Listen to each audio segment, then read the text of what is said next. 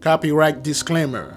Under Section 107 of the Copyright Act 1976, allowance is made for fair use for purposes such as criticism, comment, news, reporting, teaching, scholarship, and research. Fair use is a use permitted by copyright statute that might otherwise be infringing. Non-profit educational or personal use tips the balance in favor of fair use. Viewer discretion is advised. Well, and we've been asking police for weeks if they have any updates about the shooting death. A Cumberland County man is facing a long list of charges tonight, accused of committing acts inside of a school that have disgusted an entire community. That's right. Investigators say the 25-year-old tampered with and contaminated food and utensils in the school cafeteria with his own bodily fluids. It is Friday night, and the big story in Action News is a case against a school employee that's left parents and students of a Cumberland County school shaken and disturbed. The allegations came to light on Monday, but parents say it wasn't until midweek that they found out about this, and even then, they didn't know the details. The Action News reporter Becca Hendrickson is live in Upper Deerfield Township with the story tonight. Becca. Rick and Christy, what's even more disturbing about this is parents still don't know the full extent of what their children were exposed to. They've been asking the district for answers and they aren't getting much in return. Meanwhile, that suspect is in the hospital. It's very disturbing and disgusting. Parents in Upper Deerfield Township picked their children up from school outraged after learning about sickening accusations against a school janitor. This is a public health crisis at this point. We don't know who, where he's been. An affidavit says Giovanni and Pellizzeri performed sexual acts on inanimate objects in the school and used bleach and bodily fluid to tamper with utensils and food which may have been served to students. Investigators say the 25-year-old custodian posted the acts on social media. Flu, belly bug, kids are getting sick, having diarrhea, nausea, vomiting, and we're blaming it on a belly bug when in reality it could be hepatitis, it could be food poisoning, like who knows what else he's putting in there. As disgusted as parents are about the accusations, they're also upset with the district. According to the Cumberland County Prosecutor's Office, the school learned of the accusations Monday and contacted police. Tuesday, Pellizzeri was arrested. Parents didn't hear from the school until Wednesday when they got a robocall saying an employee was on leave. The district didn't contact the health department until Thursday and sent parents another text asking for tips and saying no students were involved. Yes. The superintendent addressed some parents Friday in the parking lot who came to pick up their children. If there's bodily fluids and all this other stuff going around, that is direct involvement. And parents have now started a petition for the superintendent to be fired because of this response. We've reached out to the district numerous times and have not heard back. As for the suspect, he was supposed to have a detention hearing today. That was pushed back because we're told he's in the hospital, and it will now likely be on Monday. For now, live in Upper Deerfield Township, Becca Hendrickson, Channel 6. Shalom, beloved brothers and sisters, Jews and Gentiles alike. Welcome. This is your humble servant, Big Levi. And today is Shemesh, November the 5th, 2023, and it's currently 12:05 a.m. Eastern Time, pre-recorded. Beloved, forgive me, the window is open. You will hear a car passing by, and occasionally you will hear people screaming, yelling, and some shooting might occur because, you know, 2/3 in the mist, you have to expect that. So it's the hood. Things happen. So before we move into this, I would ask to forgive me in advance. Now, in the Esau's Trouble video that we had released last night, the title was Understanding 83's Actions and Vile Behaviors. This is kind of part 2 of this, because last night I had not enough time to finish part 2 and moving to the next one. But considering this as part 2 of vile behaviors, okay? The way those people behave, all right, what they do, and the way that they condition our people to think and do things like that. Now, beloved, I do not want to go too deep into this because there are some pretty bad and nasty stuff, disgusting stuff the 83 are doing, and they are conditioning our people to do the same thing. It's a conditioning thing going on. It's been going on for a while. And this is not the first time, or this isn't the last time those folks are doing this. They do that pretty much everywhere. The restaurant, the food that you buy, the food that you, whatever they were working on factories and stuff, they do this nonsense. And they do even worse. I believe a couple of years ago, the beloved sister Lisa Cabra make a video where one of those white women, she had some bodily fluid in her mouth, and she was allergic to the bodily fluid, and she had an allergic reaction, and her throat swollen up so bad, so fast, she died. The bodily fluid was non-human. Actually, it was a pet that she owned, and she was performing certain things, and she swallowed the bodily fluid, because this is how those people do things. That's how they are. Okay, and they are conditioning a lot of our women to do those things, a lot of our men, a lot of our people to do those type of nonsense. And I've seen it, people on social media acting like that, like, oh, I'm gonna put this, I'm gonna put some stuff, sauce or whatever on this thing. So now you got this fellow. Okay, this is the most I literally put those people to the forefront. Again, beloved, this is disgusting. I really don't want to talk about things like that, but it must be talked about. The things like that has to be put to the forefront. How those people are the children of God, or how them the saviors, are them the people that will get us to heaven? How is those group of people are the one that will somewhat thrive with the world to a better future? How is that? A behavior like this? You're in a school with children, you film yourself performing sexual act, okay, with, man, you can hear the sirens. Okay, you film yourself the performing baking act with the utensils, and do stuff in there, and the kids are getting sick because they don't know what you did in there. People don't know what you did until they find this thing on social media, because 83, they felt like they are invincible. They can do pretty much anything, and they're never going to get caught up.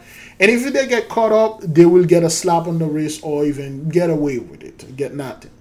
So you are going to see through the rest of those quote-unquote YouTube tabs the behaviors of those people. How do they behave? Like, is it normal for people that have soul, human being, to behave like this? Man, this is disgusting. This is very bad. But again, beloved, you're dealing with the base men, with the base people. You have to bring that out, because they always bring our people out. We have low IQ, we are nasty, we have all the disease, all the STDs and whatever, when in fact you guys infected us with the Tuskegee experiment. You put the AIDS in our neighborhood, you infected us with all those nonsense.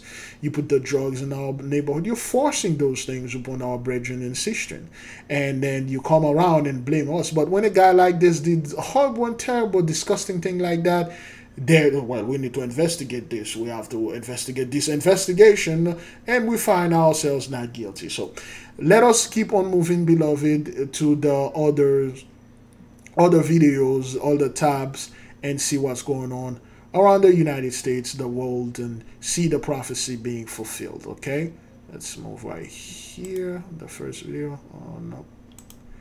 Okay, let's get this one. Death of 21-year-old Marcel Wagner. You can see a memorial here to him at the bus stop where this happened today. The teen accused of shooting him was charged with first-degree murder, and prosecutors say there was no interaction at all before the shooting. This is 17-year-old Miguel Rivera Dominguez, who police say fired a gun 7 times on board this King County Metro bus on October 3rd in what prosecutors now describe as a senseless execution of a total stranger. It makes my heart sink, and it scares me. The shooting on board the bus happened during the evening commute. Court filings say Rivera boarded the... Let me just enlarge this so that people can see the 12 minutes. You know what to do. M-Bomb Boulevard? Huh. M-Bomb Boulevard. Interesting. Is this in Texas? No, this is somewhere in California. Is that what that is? Because there's water here. Is that Como News? It could be in California. Yeah. The bus in Burien and rode for 12 minutes before he stood up, went to the back of the bus and shot the victim, Marcel Wagner, 5 times. Police say it appeared Wagner was asleep when he was shot. You're sleeping on the bus and... Again, Alex. You get shot and killed execution style. Police say Rivera then demanded to be let off the bus and fired 2 more times through a door. The charges say he ran off and still hasn't been apprehended. Safety on the bus is definitely an issue. We need more bus security. The shooting has rattled transit riders who were already concerned after a stabbing and a hammer attack at a train station just days before. You got people doing fentanyl, and God only knows what else, robbing people for their sneakers. And it goes on and on and on. King County Metro pledged more security would be on the H-line after the shooting. But as Como News has reported, the Metro Transit Police are seriously understaffed. With all the problems with like the drug use, the fentanyl and everything, and now we got this kind of stuff happening. So, and the police are understaffed because the police are no more. A bunch of them are no more. It's not like they're understaffed because, oh, I quit and things like that. Now you got this guy, okay, this demon, okay, he got on the bus for no reason. He walked up to this black dude. This dude just asleep. He didn't know anything. He shot him 7 times. He killed him for no reason. Okay, and people will come up and say, well, he has mental issue. He didn't know what he was doing. You know, he's a good kid. He's a good kid. He go to school. You can see him. He's 17. We don't want to ruin his life. This is the kind of garbage they're going to come up with, okay? As detectives continue to search for Rivera, passengers who depend on the bus say they're uneasy. Riding the bus now for me is forever changed. Now, because of how Washington law works, Rivera, who's 17, was directly charged with first-degree murder in adult court. Police say that he is known to use the transit system. He's still on the run, and they ask anyone who knows where he is to call 911. Prosecutors have asked for $3 million in bail once he's arrested. Reporting live in White Center, Jeremy Harris. Okay, so he's still out there. All right, he's still out there. Okay, this is the brother he shot and killed. The brother was asleep. Okay, probably get off work, tired, and go in the back of the bus where there is nobody, just being asleep. And this guy came in and shot the brother 7 times and killed him. And people want to say, like, dudes like this, when you look at in their eyes, their behavior, okay, this is, men don't do things like that. Men don't do duck lips and stuff like this. This is not the behavior of a man. And people will look at this dude and say, oh, well, he's a human being like us, and he is one of us. This is not a manly behavior right there, okay? Doing duck lips and stuff like that. And see the brother in the bus, okay? He didn't do anything to him. He shot and killed him, okay? And then he fled. There's no uproar. There's no wide search or manhunt for this fellow. Okay, and people want to say this is a normal behavior and so, well, of course, for 83 they are normal. Those people are animals, man. We'll do something like that. Total stranger, execution style. Nothing. He didn't do anything to him. He didn't do anything. He just walk up and kill him, and then he say, "Get me." He fired 2 shots. Say, "Let me out of the bus." And then they don't know where this guy is. It's been 2 days. Did they capture him? Let me see. Tessa is taking her. Okay. Okay, it's been 2 days. They haven't get anything. Main accuser hurling brake through the windshield. Eric's wire Collins recycle. Nope, they haven't get this guy. Okay, they haven't get him yet. He just killed the fellow for no reason. Okay, and then people think like the Most High gonna sit there and let something like that happen. Okay, we'll see. Great glory. Let's keep on moving. Right now is preliminary. It's based on what we know at this point early on in this investigation. Our investigation is being conducted by our major collision investigation team known as MSET. They'll conduct a forensic level investigation of the crime scene itself, the vehicles that were involved. They'll also interview all available witnesses to this event. And I'll ask for the public's help. If anyone witnessed anything regarding this collision, to please reach out to the police department. We do believe that there are others that will likely have seen some portion of this accident or events preceding it. MSET will present their findings of their investigation to the District Attorney's Office for prosecution. Based on the information we have right now, we believe that Officer Cunningham was driving northbound on Lindley Avenue with 2 other occupants when in his white Infiniti as he approached Roscoe Boulevard. This occurred about 1:15 this morning. From the information gathered at this point, we believe that the driver of the second vehicle, a black 4-door BMW, identified as Brian David Oliveri, a male, 20 years of age, failed to stop for the red tri-light signal at that intersection, striking the passenger side of Officer Cunningham's white Infiniti, killing Officer Cunningham and the right front passenger that was also in that vehicle. So, off-duty LA officer killed by a 20-year-old again, and those guys gonna tell you, well, we are dreadfully understaffed because a lot of our officers quit because they don't get any funding because the way that defund the police and all that. Look, the whole reason why those people come up with that whole thing with defund the police because they knew for a fact they don't have that much of them in there, and they want. If people see things like that happen, so say, oh, they don't have enough police officers. Oh, really? Well, when you guys wanted the police officer to brutalize us in our community, you pass bills like the 94 crime bills and hire 100,000 police officers. Suddenly now you guys don't have that money. You don't have that much money. You don't have billions to hire police officers to brutalize us because the plague is upon you and you guys don't have that much in there.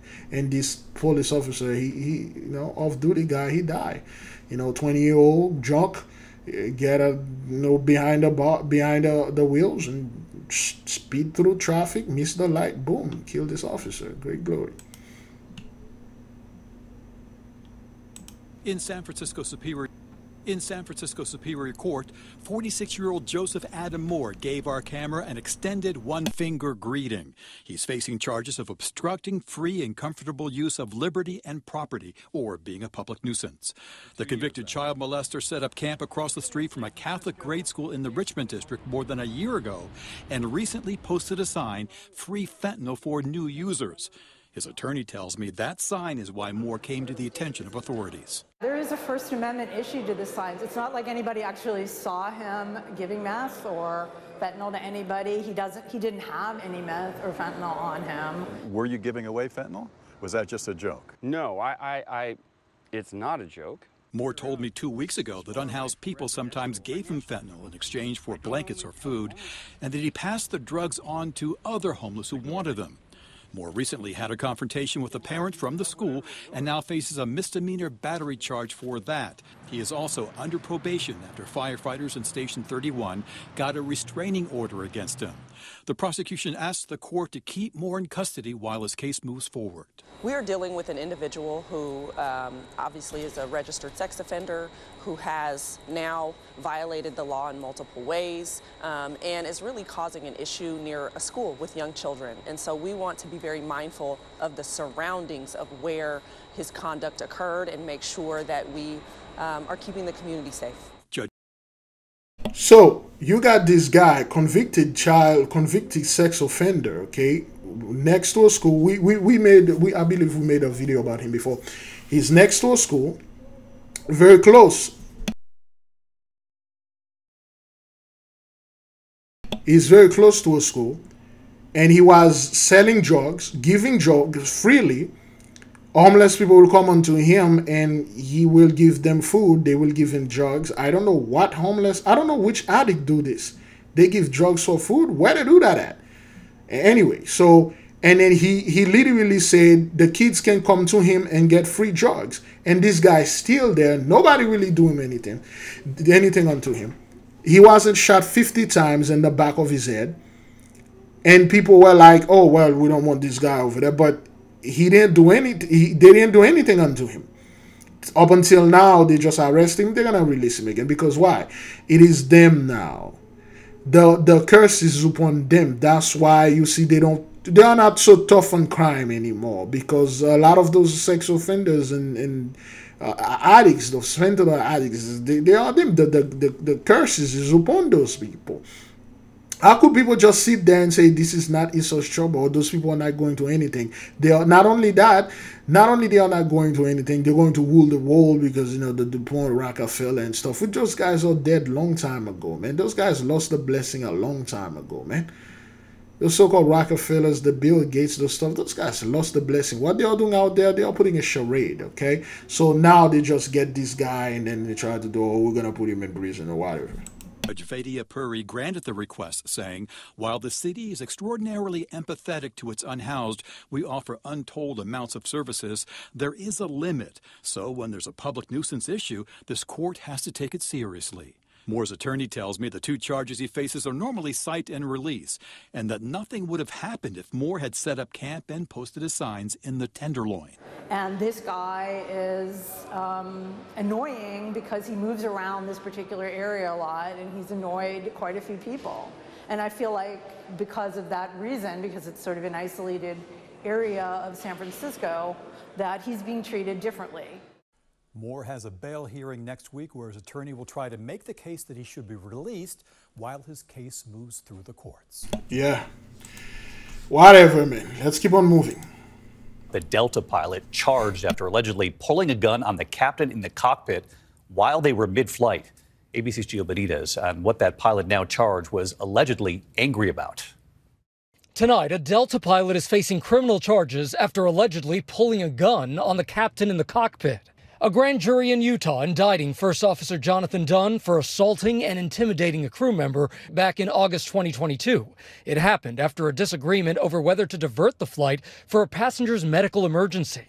Dunn, allegedly with gun in hand, is accused of telling his co-pilot, the captain, that he would be shot multiple times if the captain diverted the flight. The Department of Transportation's Office of Inspector General says Dunn was authorized to carry a gun in the cockpit through the TSA's Federal Flight Deck Officer program that was put in place after 9/11. It's part of the layered programs that TSA has in place to protect the traveling public.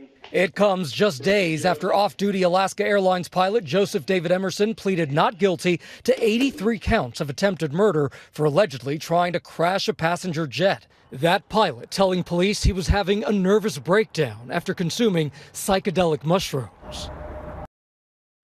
Yeah, it is always something, mental illness, psychedelics make me do it. With the word psychedelics mean manifestation of the mind. I manifested my mind 2 days ago, and then I told me to crash this airplane and kill everyone. Don't blame me, blame the drugs. Don't blame me, blame mental issue. The other guy that pulled the gun on the other co-pilot and say, if you land this way, I'm gonna shot you, I'm gonna shoot you multiple times. Don't blame me, blame the gun. That's the type of behaviors. And of course, beloved, we know, for those of you who know what's going on out there, we know those people are not doing those things because of drugs or mental illness. There's a certain line that go through the skies, switch, the energies change, and those people are acting out of their mind. They are reverted back to normal. They are reverted back to their natural state. Meanwhile, David, Delta says that Jonathan Dunn is no longer working for the airline. If convicted, he faces up to 20 years in prison. And again, that program allowing guns in the cockpit was intended to be another layer of security. Yeah. Gio Benitez. So you guys, you set up the whole 911 thing. You did this so you can come up upon against the loin of all people to exploit us, to make all sort of nonsense. Pre that, people used to travel. There ain't no TSA and all that. It was just a mild security check. Make sure you don't have anything in there that will explode, like cut and fire and stuff. You guys make air travel become a nightmare now, man. It's just a nightmare. You wait so long for the plane. You go to under all those things. So much delay. It's not fun anymore to travel by air. The train is all right, though. Although it takes longer. That's all right. Let's keep on moving. Oh, I was watching this video of it has nothing to do with anything, but this guy, he's a giant. It's in Spanish. He's a giant. So his voice, listen to the guy. Aquí en la casa pongo la mesa. Lo más normal posible. Fue. Aquí en la casa pongo la mesa, quito la mesa, doblo la ropa, la reparto, la ropa que está planchada, la reparto. Okay, so this is his voice. I was doing some research and like when I heard that guy's voice and I had an encounter with somebody, a fellow, a being that has his voice. And this thing, I'm like, damn, this dude's voice. He's like 8-9 feet tall, but he's handicapped. He can't walk. But you know, when you look at him, the voice that this guy have, I'm like, damn, that's pretty cool. But anyway, that has nothing to do with stuff. It was just something that's there. Hopefully, YouTube don't come after me. All right, let's keep on moving. Okay, oh boy, there's so much crap in here. What the hell was going on here? What is this? A Long Island man point gun at 6-year-old head over Halloween candy mix up. Man. Okay, another one. Church leader charged with child molestation. Okay, we haven't watched this. Let's go ahead. Because he's a church leader, okay? Keep it quilted means you keep. Oh boy. An Ackworth man who once had a leadership role at a popular Cobb County church has been arrested. Even more concerning, Cobb police have charged him with 4 counts of child molestation for his alleged encounters with a 15-year-old boy who also attends the church. Fox 5's Angelique Proctor has the disturbing story from Cobb County. Cobb police tell me they arrested Marcus Turner on October 6th of this year. A spokesperson for Worship with Wonders tells me that Turner's leadership role as director of operations ended in December of 2021. That Jesus is real, that Jesus is alive, that Jesus is working on my behalf. So Marcus Turner Yeah, no wonder Jesus is working on your behalf. I'm pretty sure you want to say Jesus White Cesare Borgia is working on my behind. Yeah, those are the dudes. Those are the fake ass dudes. Those cowboys, full-blown cowboys. They're in the church. Okay, they're enticing your children. They're enticing your husband. They're conditioning them. Okay, grooming them. Well, the people say grooming, but over here we say conditioning. That's what they are doing, and they are on here on their TikTok. Jesus is this, Jesus is that, and our people. Well, this one I would not call them our people, but our people keep running to those dudes looking for leadership. They are running to those guys looking for the way to heaven.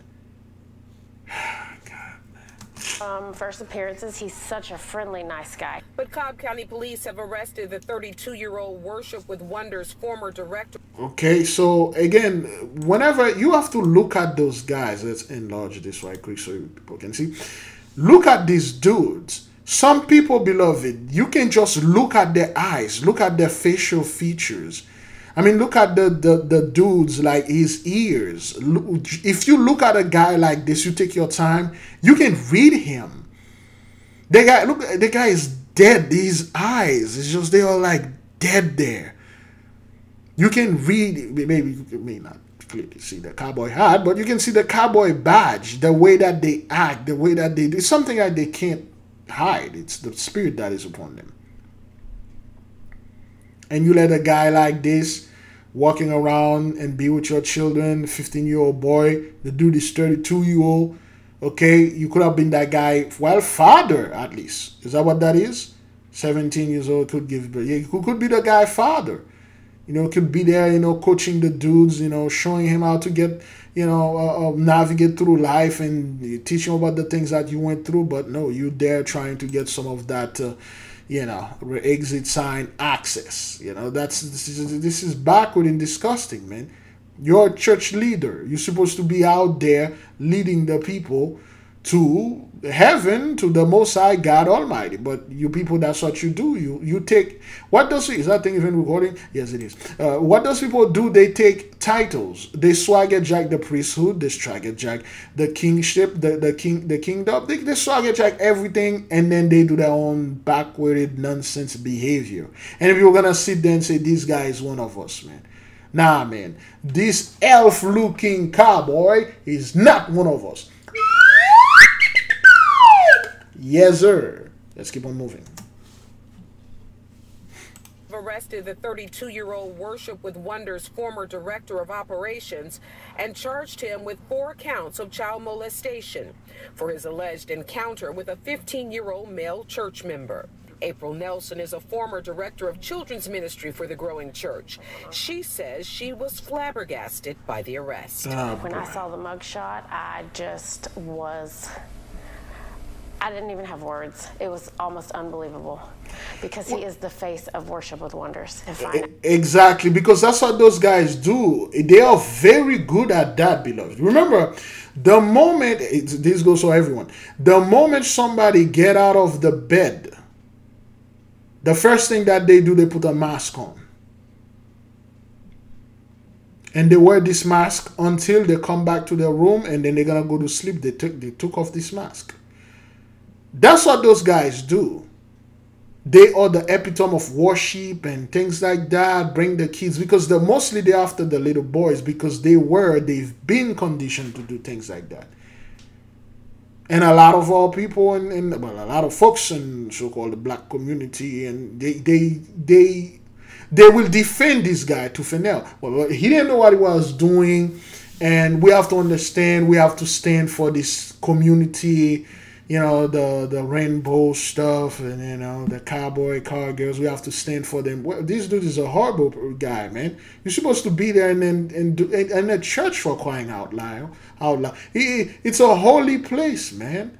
Why do we have this type of behavior in there? Well, it's real. It's supposed to have this behavior because this is what those folks doing with the whole Jesus thing, man. It's a trap, you know. I mean, well, I will tell you. Now, not only were these children, but little boys. Ms. Nelson says she and her husband left the church because they didn't agree with what she claims was an anti-LGBTQ message that she says Turner and the pastors espoused. That's what it is. That's what they do. Church leaders. That's what they do. And the moment you say something that is somewhat a little bit, you are attacking my people. You are attacking our community. So they can get rid of you and gain access to the kids. They can make you lose your job. They can ruin your life. And other people that are watching, they will stand by. They're like, yo, I don't want to say anything against this guy. Because I don't want to lose my job. I don't want my life to be ruined. And then that's how they condition your kids, and that's how they get them. Okay? You say something remotely like in the Bible, things that are written in the Bible. If you say anything like that, they'll just accuse your stuff, and then you will lose your job, and then you will go to hell. They didn't agree with what she claims was an anti-LGBTQ message that she says Turner and the pastors espoused.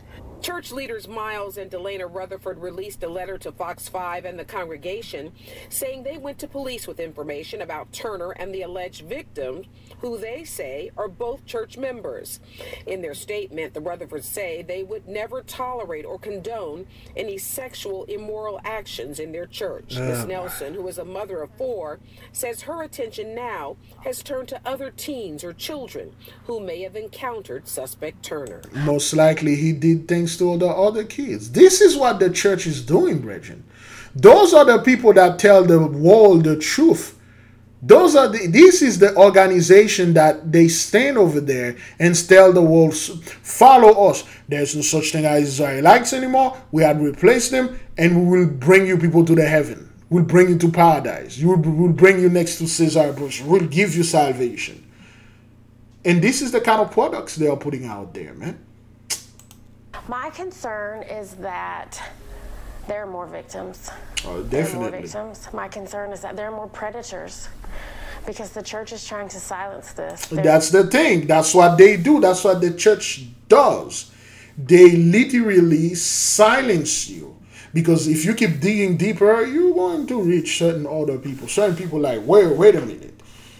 You, man, come on, dog. That's why you don't bring your children to those churches, things like this. 15-year-old boy, innocent boy, coming over there, mother's father sent him over there to receive the Lord, the good word of the Lord. And you got this cowboy here, man, trying to force his cowboy's hat upon the boy. You know, trying to make this boy ride his mechanical bull. You don't do things like that, man. It's just, this is like, yo, what the hell is going on? But then again, it's the end of the day, prophecy, the mighty one is putting those people out, and they are doing this nonsense because that's who they truly are. That's the spirits that is upon them. They're trying to minimize his role in leadership. They're trying to say he had no assignments of responsibility for these children, and I gave him assignments of responsibility as the children's ministry director. Worship with Wonders leaders disagree with Ms. Nelson. They say they took immediate action. They don't think they have any more victims in their church. Oh, boy. And they are cooperating with Cobb Police. Yeah, whatever, man. In Cobb County, Angelique Proctor. Name is Angelique. Great glory. All right, that's a lesson. Man, I got a lot of stuff in here. Huh. In Montgomery County, police arresting a mother. In Montgomery County, police arresting a mother and her boyfriend following the death of the mother's 6-year-old son who overdosed on fentanyl and xylazine, also known as Trank. 31-year-old Kristen Sabatino and 35-year-old Matthew Santiago facing involuntary manslaughter charges and endangering the welfare of a child. It doesn't take a genius, beloved. It doesn't take a genius to watch those two people and look at her. Look at her eyes. The thing is that you gotta look at their eyes, their face, their expression. She looked like some kind of being that tried to keep a human facial composure. Like she tried to hold her face together. Like, I gotta look as much human as I can. This dude like, look at them, brethren. Those people are defeated. How on earth those people are going to bring Jacob's trouble? They caused this 6-year-old boy to, well, did the kid die? More arrest of a 6-year-old boy overdose on, well, it probably did not. Okay, on fentanyl and Trank. Remember what those people did, beloved, during the 80s. Last night we released a video concerning, well, 2 nights ago we released a video concerning the issue, the fentanyl issue problem the 83 is going through, and we had made reference about the 1980s and the late 70s with the heroin in the hood, and the 1980s the crack and stuff like that. And somebody sent me a great email. That person said yes, she know people that use they are functional crack addicts. Well, they are functional crack user because they have great house, they had great job, but they use crack. It's something that they become immune to it to a degree that they don't they don't OD upon it. They don't OD on it, and he has no fatal effect upon them. So those are people like other people. That's what they did unto them during the 80s and 90s and stuff. We survived that, although we got plenty of crack users out there, but they are not out there committed crime. They are functional crack users. They go to work, they are simple people. Some of them have a magnificent professional workplace. They do things there, and then they use crack just like anything. But what's going on here concerning the fentanyl and the trink, aka the zombie drugs, okay, the xylazine and things like that. Look at those people. Those people are defeated. And you saw the videos that we had released, all those 14-year-old boys and girls, they are being destroyed. But again, beloved, what they did unto us come right back unto them tenfold. It was July 16th when officers arrived at their Norristown home and found Sabatino's son dead in his bedroom. Oh, an investigation okay, the led kid to died. Sabatino and Santiago's arrest this week. Okay, the kid died. The kid died. I thought he survived because they didn't say it. You know, they say overdose, but they didn't say he died, but he did die. That's terrible. Ooh, that's bad. Okay. Elizabeth. All right, so I will have no comment on this. Okay, I think we watched that before, but we're just going to watch it again. I have no comment. I'm just gonna let this play. And tonight, all 18 of the people shot and killed have now been identified. They range in age from 14 to 76. Emily Ikeda with their stories tonight. 18 lives gone too soon. Their family and friends now facing the unfathomable. Elizabeth Seal lost her husband, Josh. First and foremost, he was an amazing dad to his 4 kids. We spoke to the family through a friend and ASL interpreter. What do you want people to know about your husband? I think those people who already know my husband, they were lucky. He was amazing. For those who didn't know him, they lost out. He was such a fierce advocate for the deaf community and for kids. The 36-year-old was a prominent ASL interpreter working for the state throughout the pandemic. Josh was playing in a cornhole tournament at Shemenji's bar when the gunman burst in Wednesday night. When the shooting started, my husband got down and was army crawling, trying to hide under one of the cornhole boards just for some sort of protection. 3 other members of the deaf community, Steve Vazella, Brian McFarland, and Billy Brackett, were also killed at the bar while playing cornhole. He was, and it's so hard to say was the kindest person. Billy was Kelly Modello's uncle. He taught her sign language so she could communicate with her daughter, who was nonverbal. He gave me a voice for my daughter. He bridged that connection for her and I. He gave me something I could never repay him back for. So many families mourning their loved ones while sheltering in place. The Seals had to join a virtual vigil to remember Josh.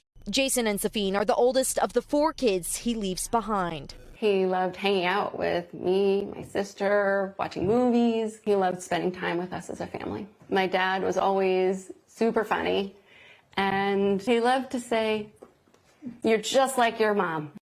At one point during our interview, Elizabeth turning to address her 2 older kids. Just want to make sure you know that he loved the 4 of you tremendously. Every morning, he loved his time with you guys, getting you to school and making sure you have a great day, telling you that he loves you, fist bumps. And he'd always wake you up, Safine, and say, "Good morning, sunshine." He absolutely adored his time with you. Time cut short by the worst mass shooting in Maine's history. Emily, what an absolutely touching moment that was. What are the families telling you about what they want people to know about their loved ones? Well, Lester, these interviews understandably are incredibly difficult for families of the victims, but they say they don't want their loved ones to become just part of some statistic. They want the nation to really know the innocent lives lost. Thanks for watching.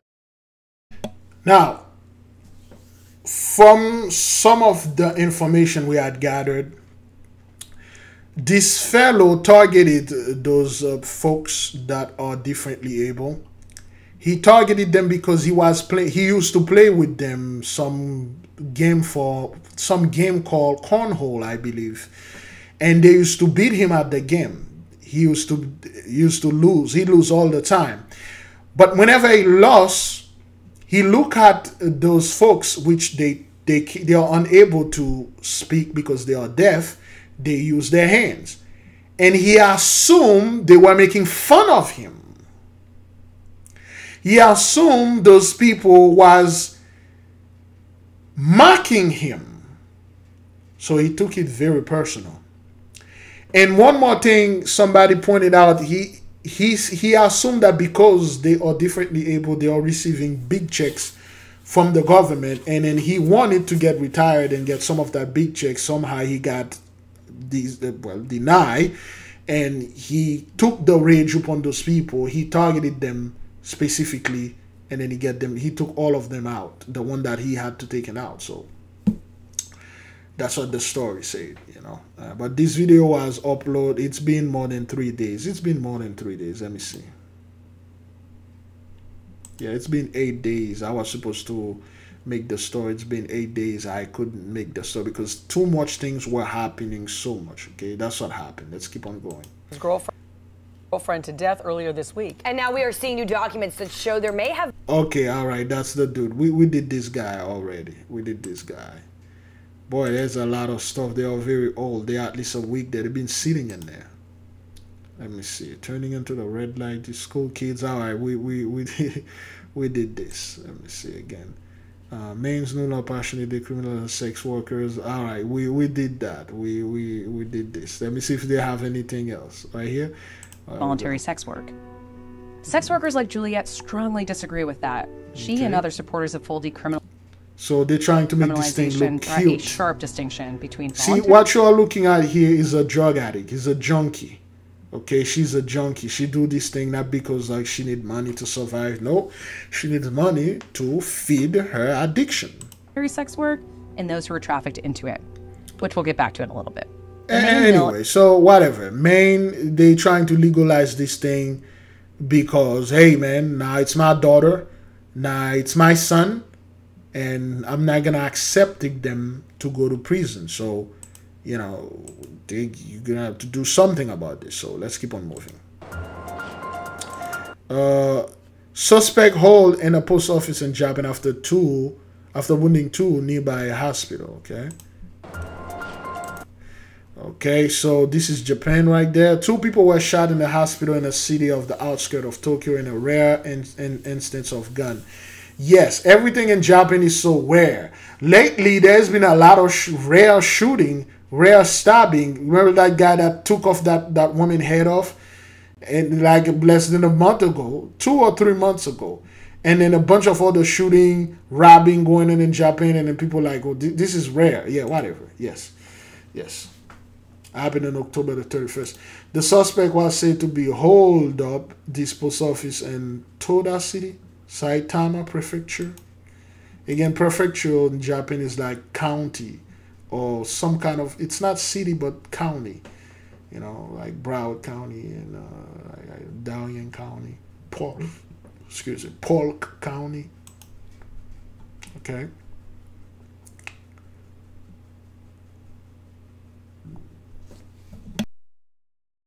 The alleged shooter was reported holding 2 women hostage inside of the Wahhabi post office. But one of them was said to have been released later.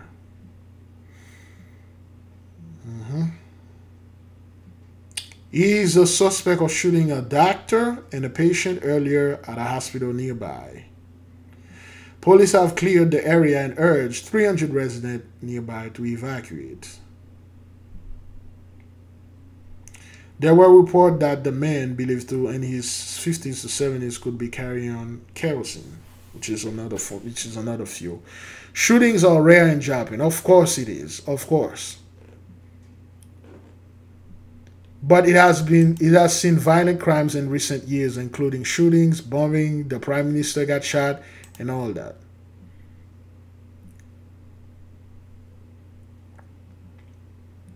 Okay, that's the prime minister. Among the victims was former Prime Minister Shinzo Abe, who was assassinated in July 2022. We talk about this. So people are saying like, oh, well, Japan is peaceful and stuff. No, they don't report those things. What happened in Japan, stay in Japan, man, you know. And the Japanese were worse than the so-called the folks, the Charlie Chaplin crew, man. Those guys did terrible things, man. Woof. Let me see what's going on here. Oh, no. I don't touch this thing anymore. We're done with this nonsense. Okay, that's a doctor looking for his son. Boy, this thing been there for like 10 days. We don't touch on these subjects anymore. Oh, boy, those things been there for a while. Okay.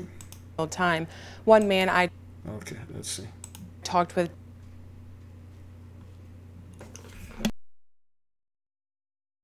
It is. This is how it is. The fire, people think like if a fire started, it's like slow, they have time to run. Nah, man. This thing started so fast, and when it reached the critical point, boom. Fire is extremely fast. Remember, fire created lighting. If the fastest thing, men can say it's the speed of light, which light came from fire. Can you imagine how fast fire is? We don't know the speed of, we know the speed of sound, but we don't know the speed of silence. We know the speed of light, we don't know the speed of darkness. We know fire, light came from fire, darkness came from water, but we don't know the speed of water. We never try to make we give water, well, water don't run at all unless it's something to do with gravity. But the speed of silence, the speed of darkness, and the speed of water is undetermined. Okay, fire is extremely fast, man. You know, just like that, bang, fiery conflagration of the city. So those fires, they're happening, and people really don't know what causing them. They're just happening. Okay. A powerful cyclone. Let me see. Okay, that's the cyclone that went over there in Bangladesh. Let's just not do this. That happened. Oops. That happened 10 days ago in Bangladesh. At least 3 people are dead after a powerful cyclone made landfall in southeastern Bangladesh. Cyclone Hamoon brought with it heavy winds and rains that battered hundreds of homes. Thousands of trees as well were uprooted, and power outages have been reported. Cyclones are very common in the Bay of Bengal, especially during the pre- and post-monsoon period.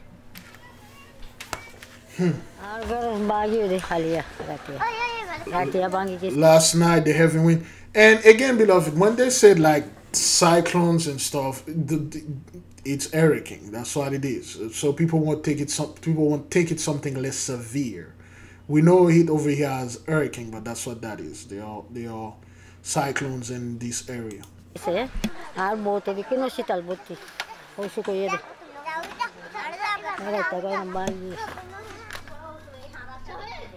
ঘূর্ণিঝড়ে মনে করেন এগুলো ভাঙচুর হয়েছে, মানে সারা রাত মানুষজন ঘুমাতে পারে নাই, কোনো খাওয়া দাওয়া কে কিছু করতে পারে নাই। মানে এভাবে মানুষই অনেকজন আছে, কাজ কাম করতে পারতেছে না, ঘর বাড়ির কে স্বামী নাই, অনেকজন কষ্ট পরিশ্রমের মধ্যে বাড়িঘর কিছু উঠাইতে পারতেছে না।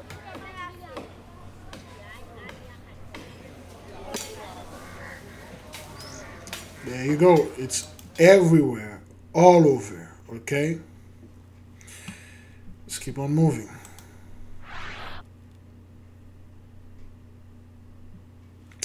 Let's do this. On tonight's Breaking Bond, a 20-year-old man is now free from jail on multiple bonds, now accused of killing a 25-year-old man in front of his parents. It happened at the family's southeast side car lot. That's where we find Fox 26's Randy Wallace joining us live now with more. Yeah, Anthony, last Monday, 20-year-old Malcolm Lewis came to this family-owned car lot at Fuqua and Seafort to buy a vehicle. Instead, police say he committed a murder. 25-year-old Daniel Abdulmalik's murder was witnessed by his parents. My parents are in shambles. Every morning they wake up with the shock of their son being missing. They keep screaming, my son is gone, my son is gone. How am I gonna live? He's our backbone and our right hand. What are we gonna do without him? Daniel was murdered on Monday, October 16th. Police say 20-year-old Malcolm Lewis went to the family-owned car lot on Fuqua at Seaford with a friend. They knocked down my father. After knocking down my father, my brother obviously was defensive, trying to get them to back off. That's when police say Lewis shot the couple's only son to death. I don't even know how I'm standing here in front of you right now. Last year, Lewis got probation in the 177th District Court. A few months later, Lewis was charged with aggravated robbery. That led to a motion to revoke his probation. But instead of acting on that motion, 177th Judge Robert Johnson set Lewis's bond at just 40 grand. Now, how do you give a bond to someone who's on probation, who's charged with robbery, who you're trying to get their probation revoked? If the court would have acted on the motion and revoked Lewis's bond, Daniel would be alive today. Now you got a 25-year-old that basically paid the price for those decisions because he lost his life. Daniel died in his mother's arms.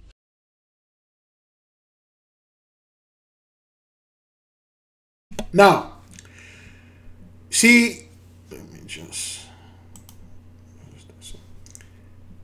Those people, I'm assuming they are some form of Elamites, I don't know, but they are Christian. You can see the Cesare Borgia behind them, the Cesare Borgia. So they clinging into 83, okay? They are 83 and clinging onto Esau and the Edomites and stuff like that. They live a wealthy life, you know. I mean, look at the quality of this man's suit, man. This is not any type of textile and cloth, you know. This is high quality. The hair dress and the sun, and they got dealership, you know. They're charging arm and a leg and stuff. And the mighty one again, he has used for the 2/3. Oh, this dude over here could probably be another nation. He could be probably a nation, but because of this had happened. This dude went over there. Probably they disrespected the fellow. You don't know what they say to this dude that he went and snap on them like this.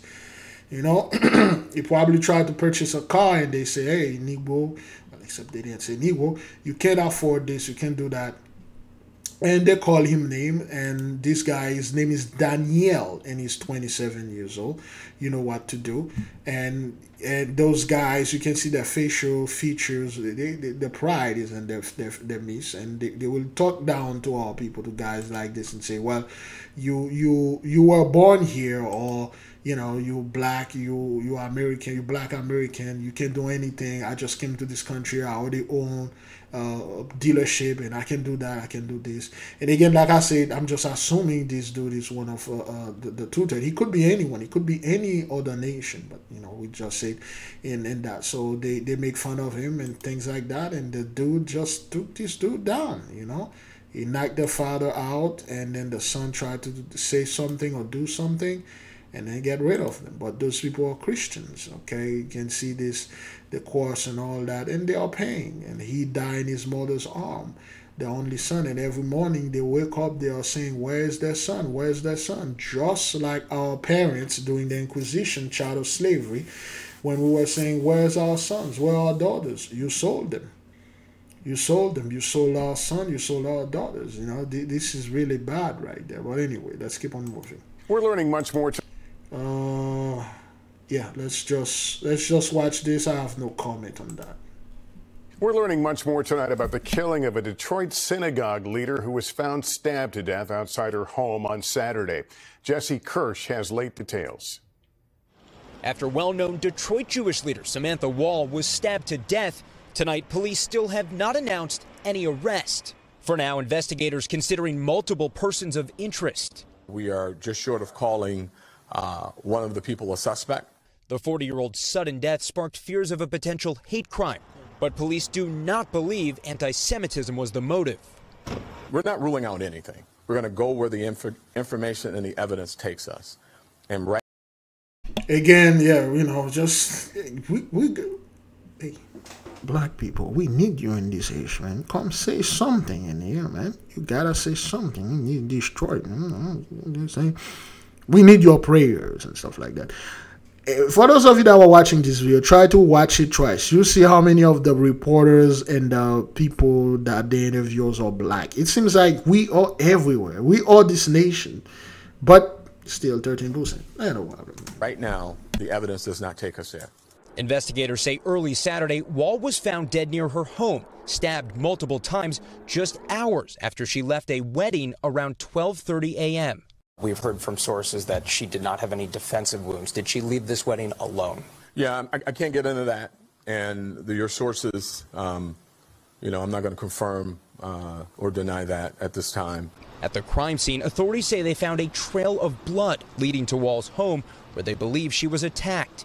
Investigators adding there were no signs of forced entry. Wall's alleged murder leaving friends and family grief-stricken, mourning the synagogue president who wanted to bring people together in divisive times. It seems like we need her now more than we ever did. Yeah.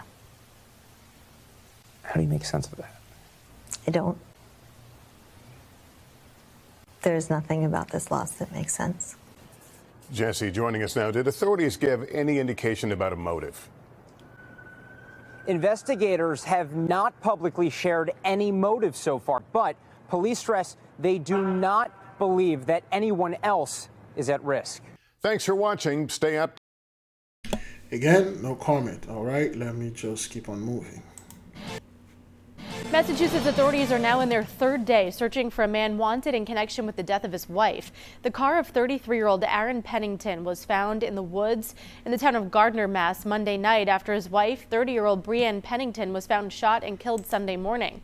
According to the Worcester County District Attorney's Office, Aaron Pennington is considered armed and dangerous, and anyone with information on his whereabouts is asked to call police. Okay. Wow, this is unprecedented, but hey, a lot of husbands are taking their wives out, and a lot of wives are taking their husbands out. Let's just check this last one. Let me see. All right, let's see this last one right there.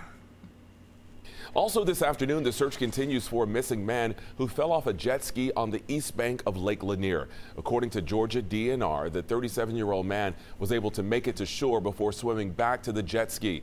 That's when witnesses say he went under and never came back up. On Saturday and Sunday, crews from Gwinnett and Hall County fire departments were out there on the lake searching for the man. Interesting. I wonder what's under Lake Lanier. Back to the jet. I wonder what's going on under the lake. Like, what is there something under there? This guy went under, it never came out. You know, he's 37, you know what to do. And you know what happened to these guys. Those people think like they can go over there and do all those atrocious stuff. Let me see. So if we can put Lake Lanier. There we go. Okay, so that's what you guys did. You did stuff in there. You flood things in there. Oh, let's watch this instead. You guys did things in there. Beautiful town, man. This guy went under, he didn't come out. They have things down there, okay? They have certain stuff down there. And again, I do not like to go talk about this thing publicly because most people that are following us publicly that do not study with us, they won't understand what's going on. What's truly down there. And is it guarded? Is the lake guarded? Is something going on in there? Is the lake have certain entities?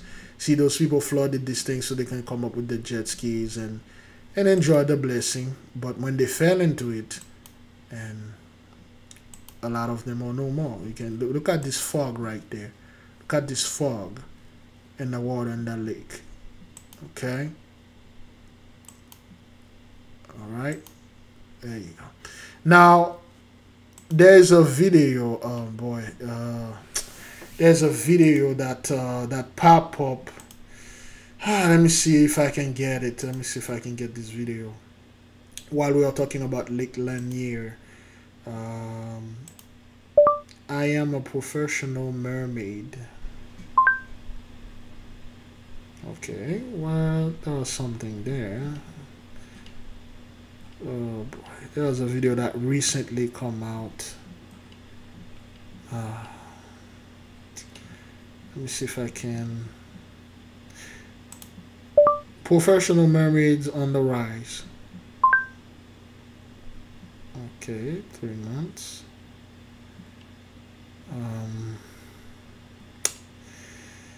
Let me see if I can filter the search. There you go. Really? Okay, you know what?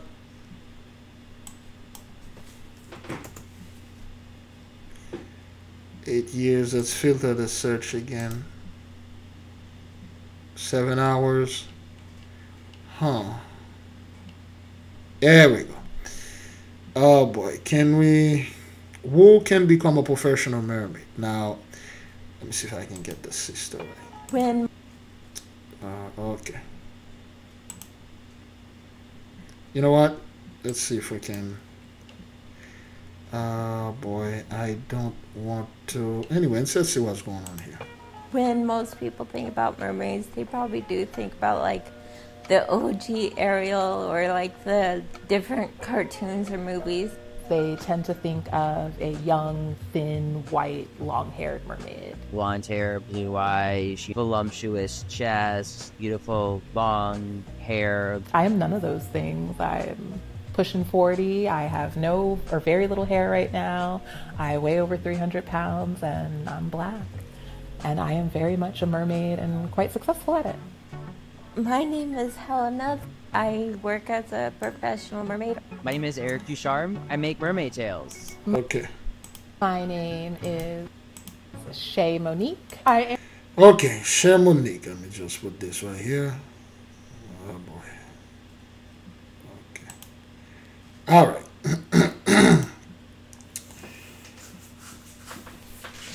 We study a bunch of beings. They go under the name of Undine. They don't literally mean that they are actually mermaid. They mean they are people that live in the water. You know, some of them have tails, some of them doesn't. And lately, when I was on YouTube doing some research, and this thing keep pop up. I keep seeing this sister, and then they are talking about mermaids and mermaid tail and things like that. You know, make no mistake, the one of us that's studying, and it's incredibly difficult for this sister to stay underwater, being like her. She says she's over 300 pounds. It's take a lot of talent and to do this, and I'm pretty sure if we check the sister background, water could be her element, should be her element. And she's very comfortable in the water because a lot of our people, they are water. The water is the element. Now, what strike me, excuse me, what strike me is this sister and mermaid find Papua New Guinea. Okay, this weird. Remember a couple days ago? Okay. Come gather round and hear the tale of the mermaid globster. About a month ago, a mysterious sea creature that appeared to be dead washed up on the shores of an island in Papua New Guinea. Now, okay, so could this be a tale, one of those mermaid, one of those creatures? This could be where the body attached, because when we studied, they say the undines have very long body, very long, slender bodies and stuff. So, well, we see what happened in Lake Lanier, and we've been seeing weird stuff going on. The lake, just like the lane, which was a town, was it possible, or is it possible that this town had a cave? Is it possible when they flood this cave give an opening to certain other places, other realm? Is it possible there are other things that are guarding this quote unquote this lake? Because this dude was pulled under, he swam to shore, and then he swam back to his jet ski or wave runner, and then something pull him down there, they never seen him. Could it be possible Lake Lanier has guardian in there keeping the lake safe? Okay, all right. Nainas.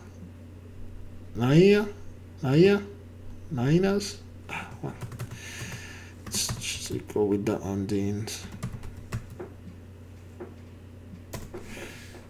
Okay, so Undines are a type of elemental being associated with water. Okay, are there any Undine in there? Okay, can they be in there? We know they are incredibly beautiful and they are freaking strong. 99.99% of them are females. They have male, but they are very rare. Could a creature like this live in Lake Lanier? You know, could it be possible that these creatures and they pull those people down, keeping the lake safe? Could it be?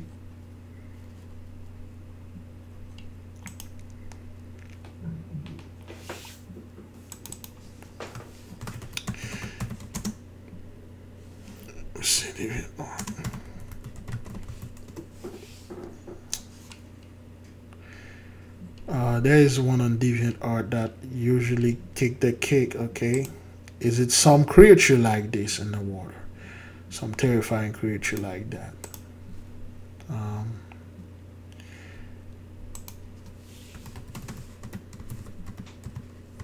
All right, there you go. Is it possible to there are certain beings like that in there? You know, things that can grab you. What if something like that is in the water?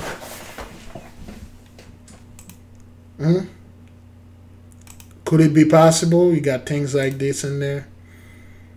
Octopus-like creatures. What if this dude met somebody like that? And this thing just grab him, pull him underwater, and then dinner is served. Could it be? I don't know. Because those things are incredibly dangerous. Whether you want to believe it or not, it doesn't matter to me. Being like this. Being like that. Is it possible? Sunken submersible billionaire. Let's see, sunken, not sucking. Okay.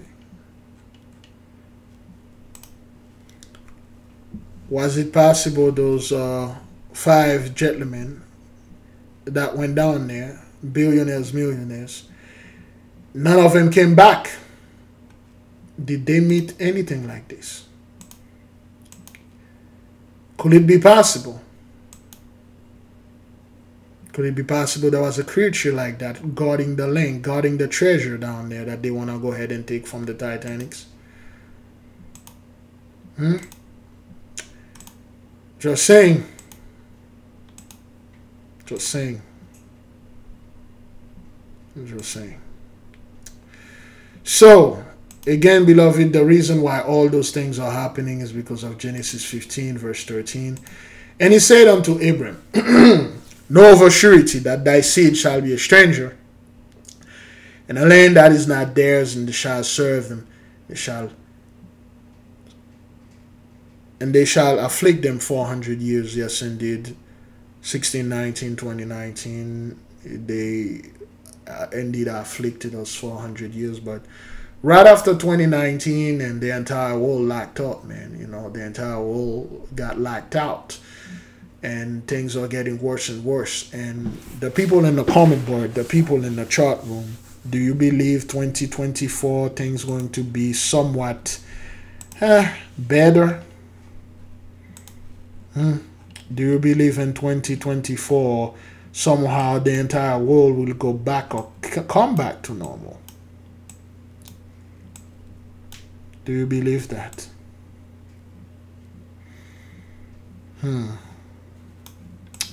That's what happened.